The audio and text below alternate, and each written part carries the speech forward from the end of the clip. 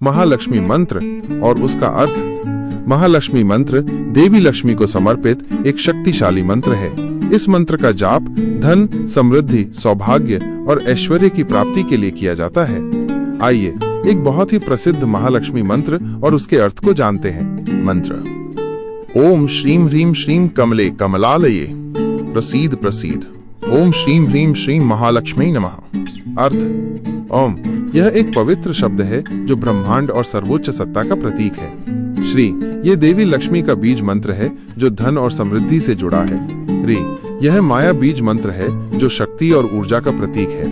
कमले कमलालय इसका अर्थ है कमल पर विराजमान और कमल के घर में रहने वाली देवी। प्रसीद प्रसीद इसका मतलब है कृपा करो, कृपा करो। महालक्ष्मी नमः इसका अर्थ है महालक्ष्मी को मेरा नमस्कार है। इस मंत्र का पूरा अर्थ है हे कमल पर विराजमान और कमल के घर में रहने वाली महान देवी लक्ष्मी, मैं आपको नमन करता हूँ। मुझ पर अपनी कृपा बनाए रखें और मुझे धन, समृद्धि और सौभाग्य प्रदान करें।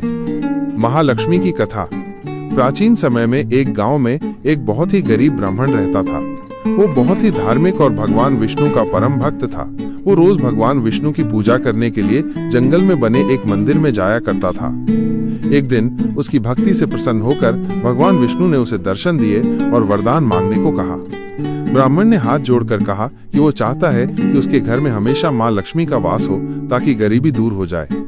भगवान विष्णु ने उसकी इच्छा सुन ली, लेकिन उन्होंने कहा कि लक्ष्मी को प्राप्त करने के लिए उसे कुछ प्रयास करना होगा।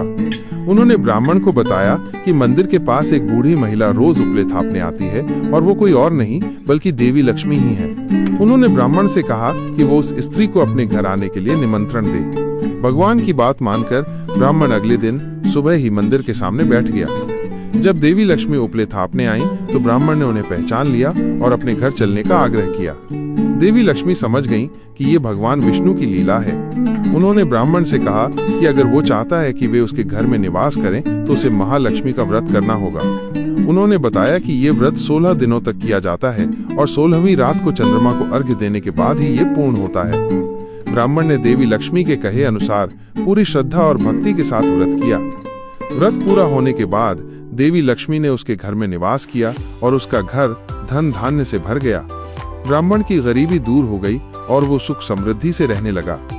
इसीलिए महालक्ष्मी व्रत करने और उनके मंत्रों का जाप करने से व्यक्ति को धन, ऐश्वर्य और सौभाग्य की प्राप्ति होती है।